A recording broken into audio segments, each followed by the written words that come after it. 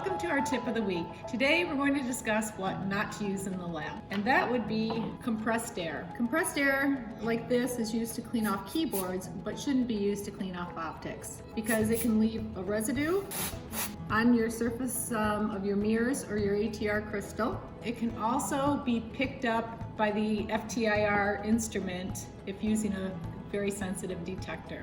So if you see a spectrum or absorbance bands that look similar to this,